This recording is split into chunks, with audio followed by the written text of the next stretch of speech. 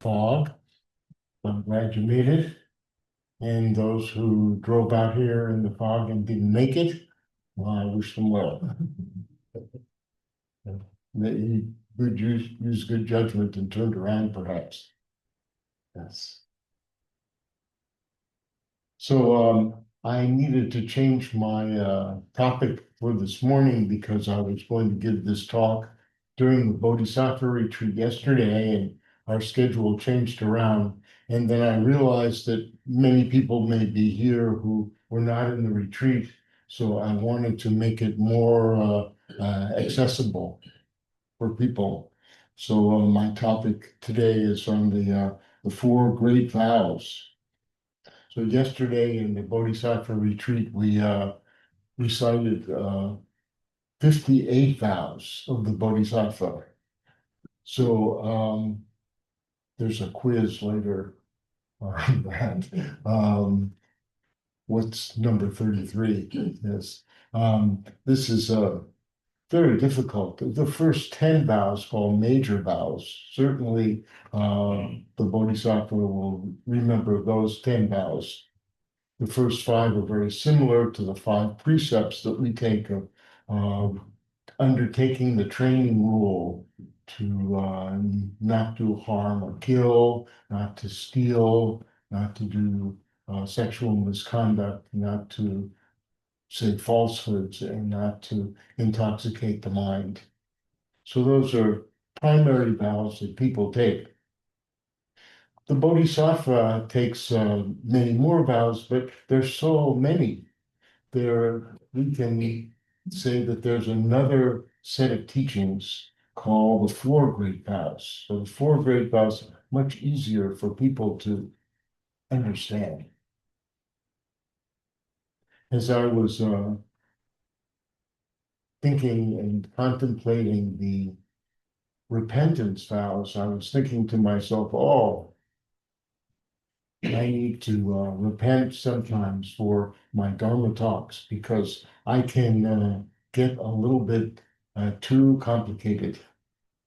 And I apologize. And sometimes I try to put everything together at the end.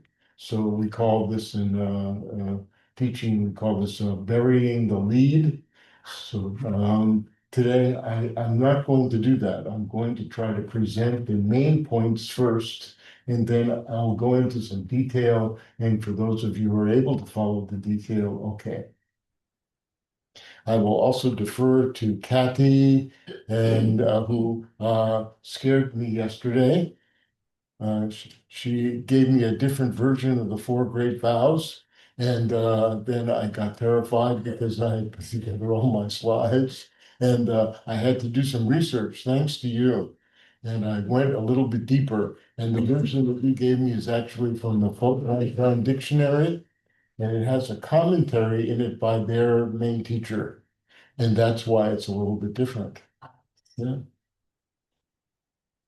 So I'll go into that a little bit. Yes.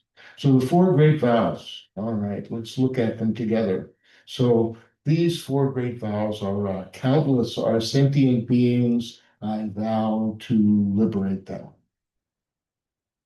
Endless are vexations, the things that trouble us, the worries, the difficulties, the afflictions. I vow to eradicate them. Numberless are the dharmas are the teachings of the Buddha and all of the great masters. I vow to learn them. Supreme is the Buddha way, the Eightfold Path, maybe we can say, but the whole process of becoming enlightened, I vow to attain it. So these are the four great vows.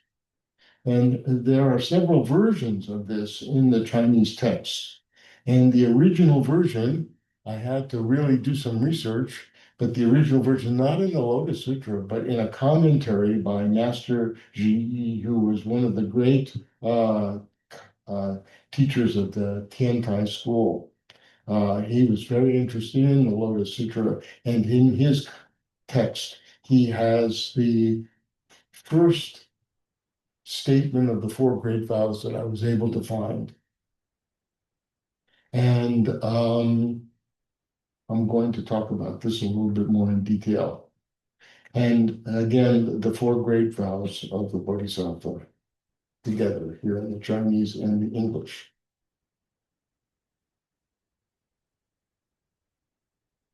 So Huineng, in his Platform Sutra, now Huineng, again, another great master of the Chan school. We are a Chan monastery to some degree here.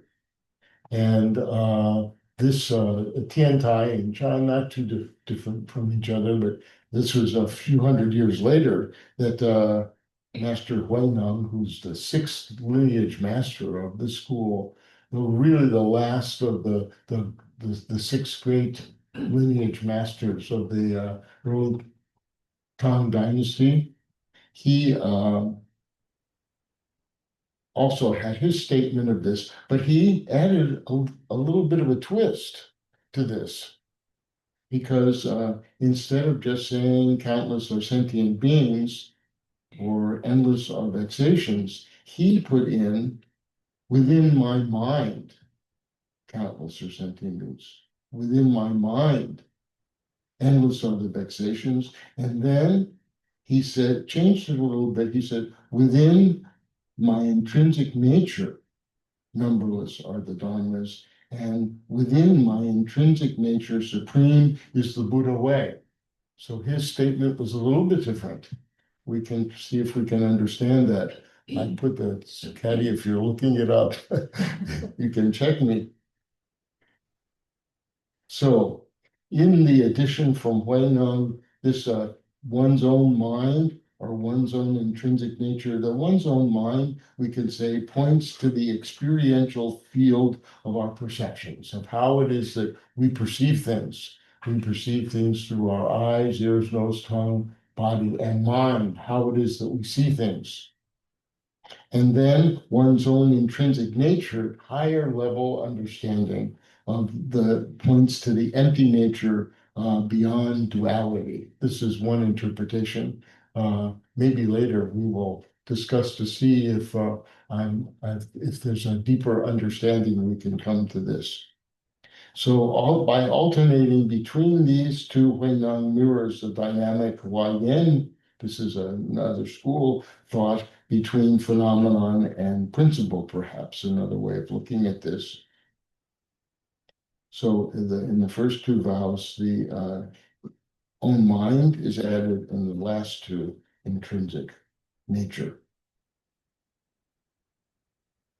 So this is what I would normally do at the end. So I'm going to do it here. We can say that the Four Great Vows are parallel to the Four Noble Truths. This is a common teaching in the regarding this. So here we have the Four Noble Truths for those people who are not familiar, or people who are familiar. The first truth is the truth of suffering. There is suffering in the world. We're aware of it. And we want to alleviate that suffering. We have to first acknowledge that it exists. And then what is the cause or the origin of the suffering? Samudya, this means the origin. The origin is a craving that is rooted in ignorance. So it's not just all desire, but it's the desire that's rooted in ignorance. The ignorance being that not a lack of intelligence, but a lack of awareness that what it is that we're desiring actually is going to bring harm to ourselves and to others. So this lack of awareness is very important to be able to overcome. That's when we see how what it is that we're doing can harm ourselves or harm others. This is the beginning of insight that leads to wisdom. The truth of the cessation of suffering. This means, okay, we're not condemned to suffer. We can actually escape this suffering. And then the last is, how do we do that? This is the path leading to the cessation of suffering. So this is a very short, brief understanding of the Four Noble Truths. So when we look at the Four Noble Truths and the Four Great Vows, we can say that the truth of suffering is what leads us to say sentient beings need to be liberated.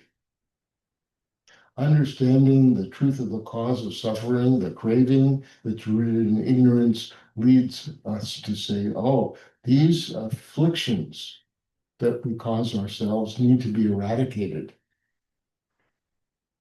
And the truth of the cessation of suffering, this leads us to say, okay, there is this truth. I need to learn the teachings. And this leads us then to the Eightfold Path, so that this is the Buddha way that we want to attain.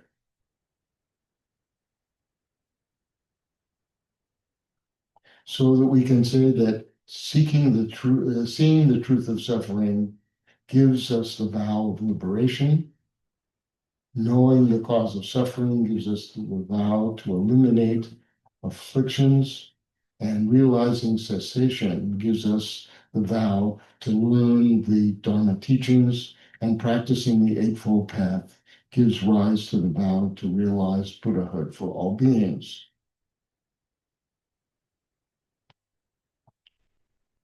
Now, can also say that the Four Great Vows also can relate to the Four Immeasurables. What are the Four Immeasurables? The word immeasurable in Wuliang. Wuliang is without a boundary, without limit. You can't measure it. Loving kindness, compassion, altruistic joy, equanimity. These are the four immeasurables that we want to attain. So as I was saying yesterday, sometimes a person will say to me, oh, I'm a very compassionate person. I don't need more compassion. I don't need to develop more compassion. No, compassion is limitless. We can continue to be more compassionate, be more skillful with our compassion. Not that our compassion will hurt ourselves, but to be of benefit to others. So we can say that these four immeasurables also have, as I had spoken yesterday about having a near enemy and a far enemy.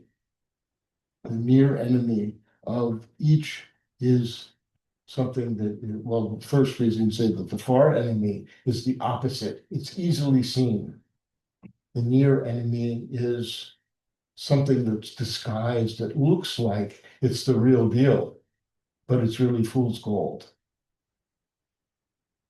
So for loving kindness, the far enemy is ill will, anger, fear. But the near enemy that almost looks like loving kindness is a kind of attachment that controls the person. I love you so much, I don't want you out of my sight. I don't want you to go on with your life or realize your own dreams. I need you close by. Compassion, the far enemy, cruelty, the near enemy is overcoming this kind of despair by we become overcome by the despair of caring for someone. Well, their pain becomes our pain, over empathizing, caring too much in that way. Altruistic joy, the far enemy is jealousy and envy and resentment. The near enemy is to become exuberant or to compare ourselves to the other person in some kind of favorable way for our own ego. And then equanimity is the far enemy, is ups and downs, moods going up and down. We're always finding something, oh, I love this, I hate that. But the near enemy is to become apathetic or indifferent. So these are qualities of that were talked about in our previous talk. So loving kindness expands our vow to save human beings, to liberate human beings. Compassion causes us to have great understanding for all of the afflictions that other people have and our own.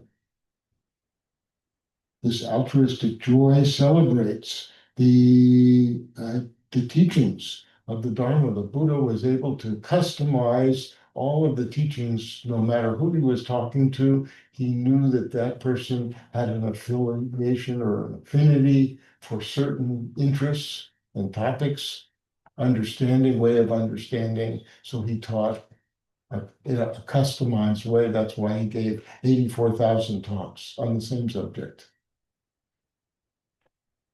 And equanimity maintains our balance while traversing the Buddha middle way. Very tricky sometimes to keep our balance. We can also say that the Four Noble Truths relate to the six paramitas. We've been talking about the paramitas in our retreat. So the perfection, the perfecting, we want to perfect these qualities within ourselves. We want to have a sense of generosity, a moral compass, to be able to be patient, to be joyful in our efforts, to be able to practice concentration and meditation, and we want to have wisdom. These are qualities that we want to develop in ourselves as bodhisattvas and good people. So the Four Great Vows can relate to the six paramitas. Sentient beings need to be liberated. This brings to our attention generosity and the need for patience. The generosity of helping others, but also to be patient so that we don't become impatient, that our help isn't immediately gratified or accepted even. The vexations need to be eradicated. Well, we need a moral compass. We need to have an understanding of what's wholesome and what's unwholesome. And we also have to have the diligence to put it into practice over and over again, even in the face of difficulties. The Dharma teachings need to be learned. Well, this requires concentration and contemplation. So we focus on these teachings and we see how to put them into practice in our daily life through contemplation. I know this understanding of wanting to be able to put into practice this Buddhist teaching. Let me contemplate how to do that in the best way. And then the Buddha way needs to be attained. This requires wisdom. So we can see that all of these things are interconnected with each other. So that's my talk. So normally I would leave that to the end, but today, the beginning. So now I'm going to talk about the Four Great Vows in greater detail. So for those of you who have anxiety about Chinese, including myself, be careful. We'll do our best, but we have helpers here. We've Caddy, Kong Yan, Kong Shi, Master. We have several people, other people perhaps here who are studying Chinese. We'll do our best. So here we have the Four Great Vows. And here it is in an earlier version. Didn't quite make it here on the slide, but this would be from the top down to the bottom, and then from the right over to the left in this traditional version. Okay. So understanding the Chinese structure, we begin to see that each vow is comprised of four parts.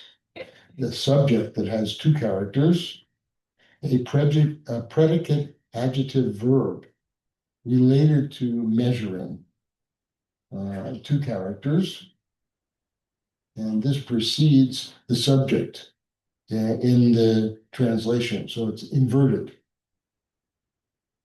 And then it has a subject verb infinitive. This is This is the vow itself, and then the object of the vow, another character. So we're not going to diagram any sentences today. Nothing empties a Dharma hall faster than a surprise grammar lesson.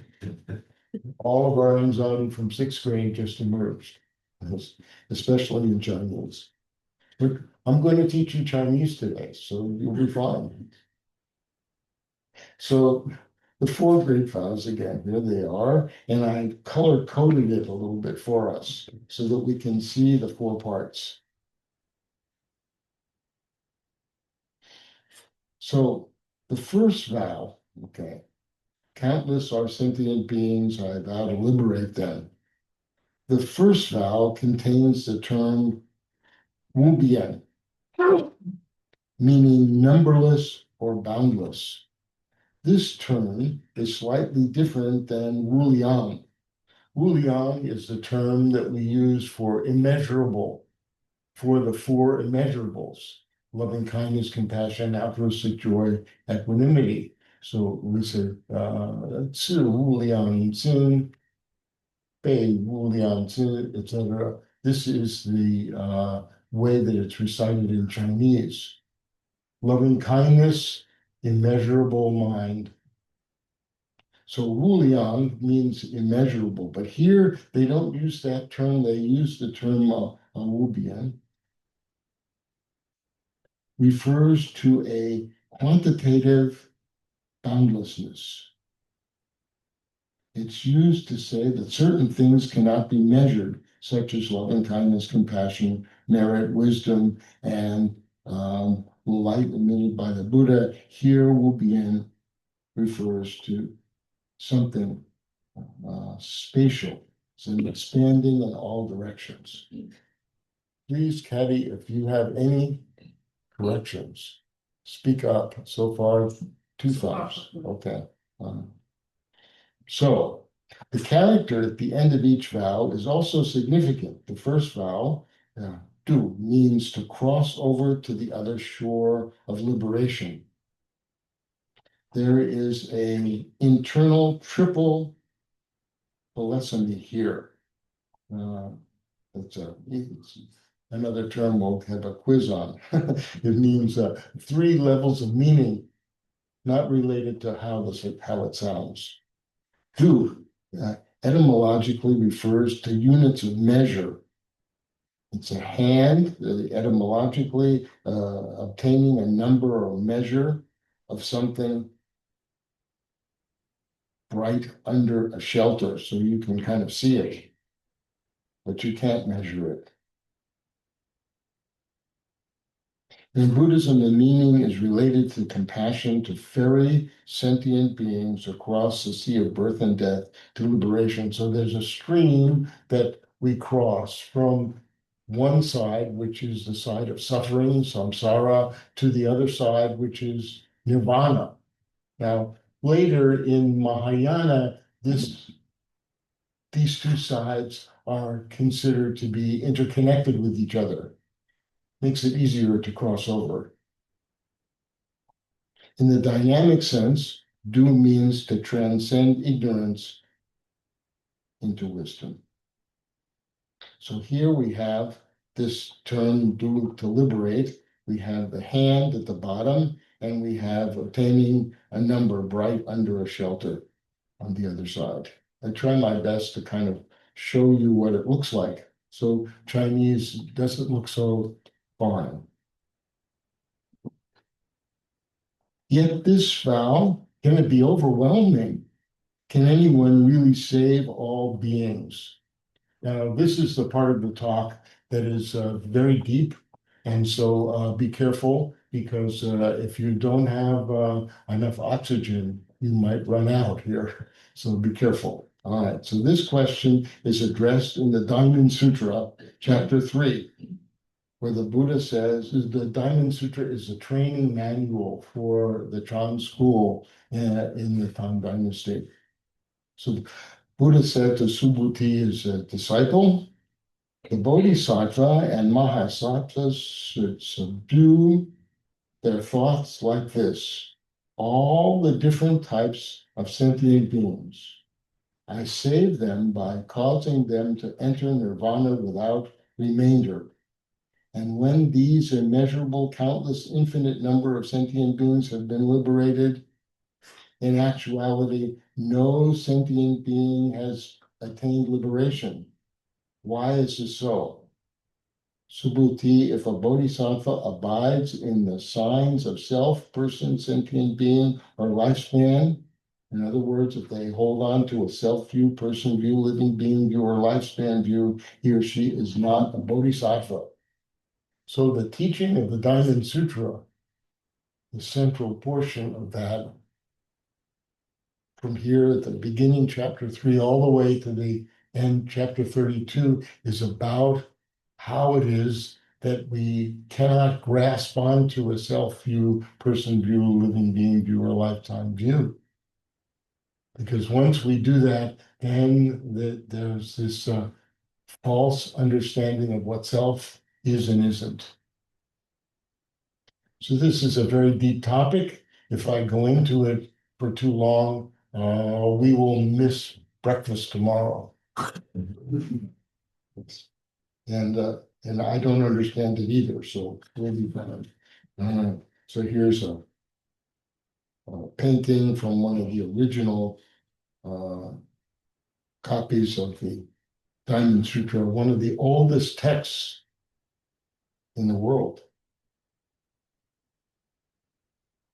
And here is the Diamond Sutra, chapter 3 in Chinese, for those who would like to read it.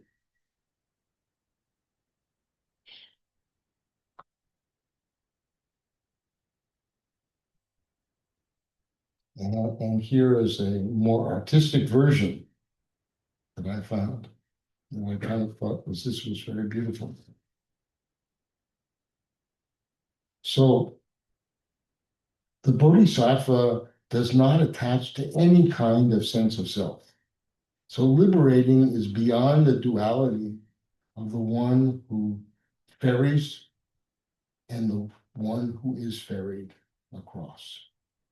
The vow is not an external mission, but an internal realization that the awakening of the self and others is not dual. There's no attention, there's no attachment to results. To liberate means to awaken awareness. There's no separate being truly existing to be liberated. But we still do it anyway. We try our best to be of benefit, but we don't attach to the results because we know that this progress that's being made has to be made by the person themselves. We can give them some skills, perhaps we can give some suggestions, we can set a good example, but they're the one that has to actually do their own liberating. And then what's liberated is not a self anyway. It's their karma.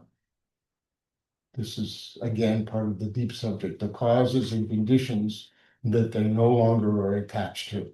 When you're no longer attached to these causes and conditions, you're not creating any more karma, then no need to continue on from life to life. This is the view within Buddhism about the cycle of life and death. So, second vow. Endless are vexations, I vow to eradicate them. So in the original version that I found, here the character, Fan Yao, refers to the klishas, to the afflictions, to the defilements, and to the mental disturbances that cause our suffering, this misunderstanding that what we want, that we think will make us happy, actually causes the opposite. Greed, anger, ignorance are the three poisons on this list. And the term for endless here is a wushu, is again slightly different from numberlessness, wubian, and measureless. Wuliang. Aside from being countless, wushu has the additional meaning of being repetitive and habituating. Our six sense faculties of seeing, hearing, etc. are like this. And of particular importance is that our thinking is repetitive and habituating.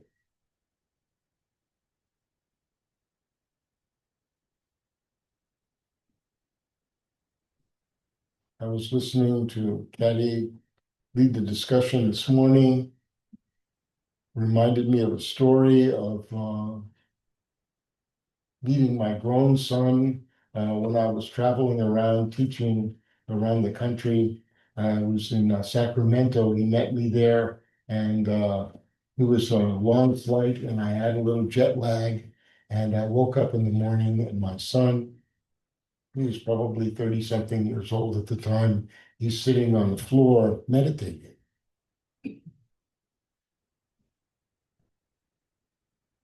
And I said to him, Jay, you're meditating.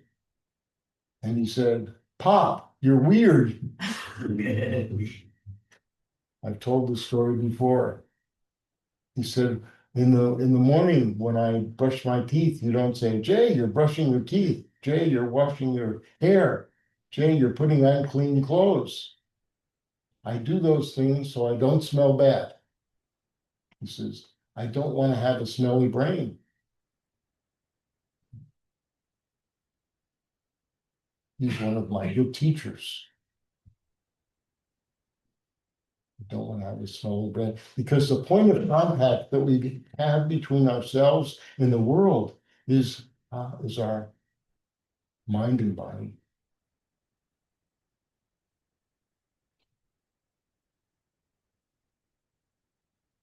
So we want to have a state of mind that is not ruled by afflictions, by distress, walking around being distressed or being grumpy, being moody. No one knows what mood you're going to be in that day.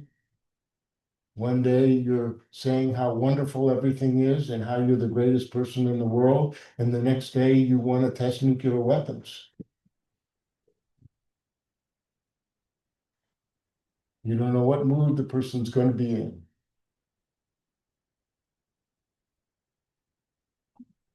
Keeps us on our toes. So this is significant because this wushu is again how it's different from wubian and wuliang. Aside from being countless, wushu has this meaning of overcoming our habituated tendencies. So here is the character. We have silken threads on one side, and then we have an axe that's cutting it. So this is the character Duan. To eliminate permanently. There is no permanence in the phenomenal world, but this eradication refers to the complete ending of physical and mental troubles in unconditioned nirvana. So this is this picture of the silken threads that are cut by the axe.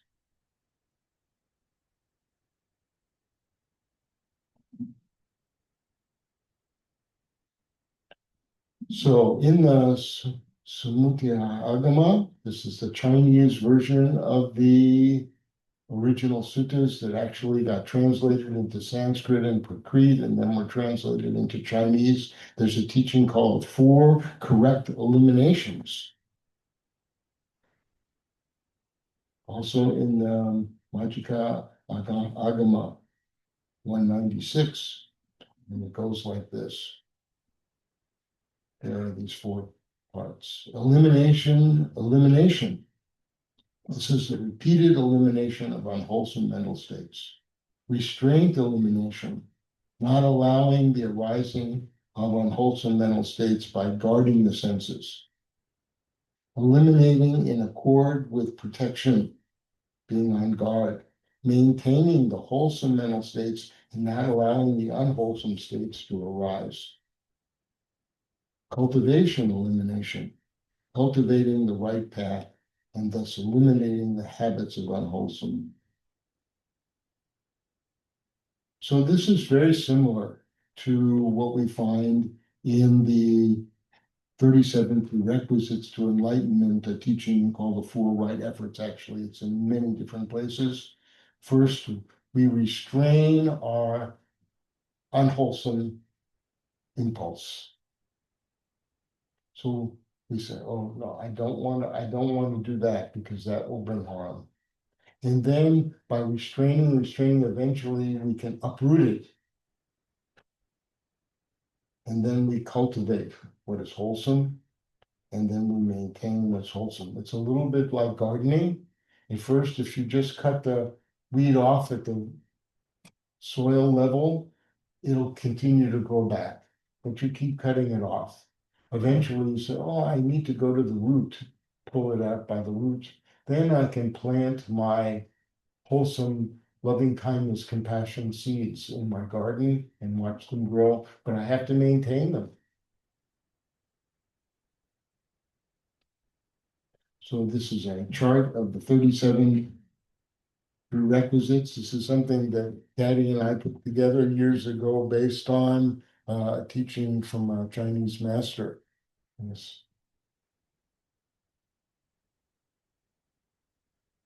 And you can see that starts off with the four foundations of mindfulness. Oh, this is very important. We talk a lot here about mindfulness of the body, feeling, mind, and phenomenon. But then what complements that is our efforts, our four efforts. So the third vow, and we have the third vow, which is dharmas are here, actually are dharma gates. So all the Buddhist teachings, the 84,000 discourses of the Buddha, the sequential sutras, and then the shastras, the commentaries, all of the great teachers who have given us out of their generosity and caring the methods of how to improve ourselves. This here is inexhaustible. There's so many. Jin, inexhaustible, infinite. But we continue our theme. We want to learn them. Even though there are so many, we can't learn all of them. We do our best. This is our vow. We continue to learn in this way. So etymologically, Jin is actually a container full of ashes. And there's a brush that sweeps the ashes from the fire.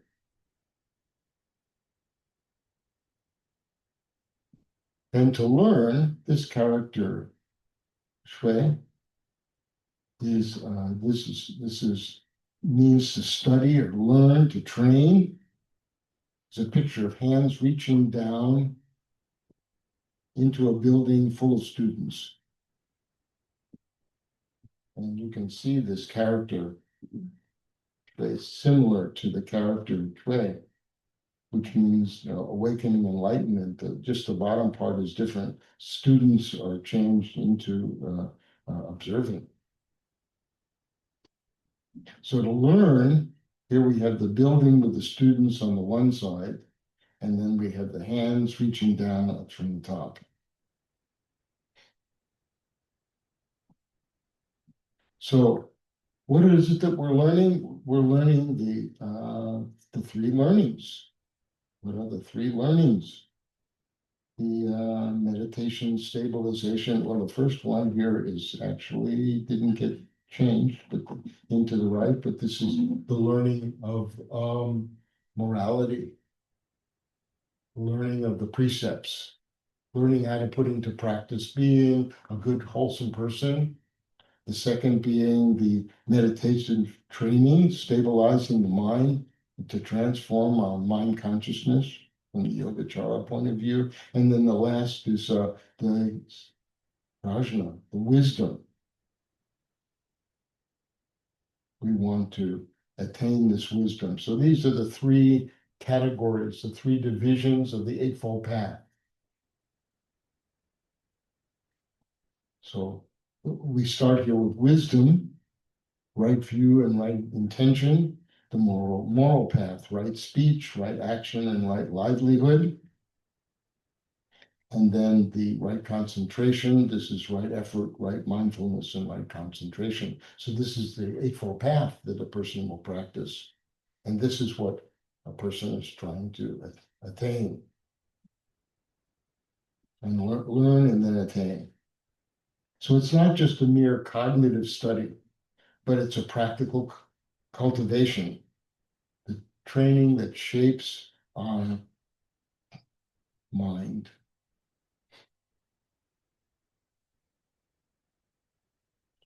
So this is means to transform ourselves internally, not just to learn a bunch of facts and quotes.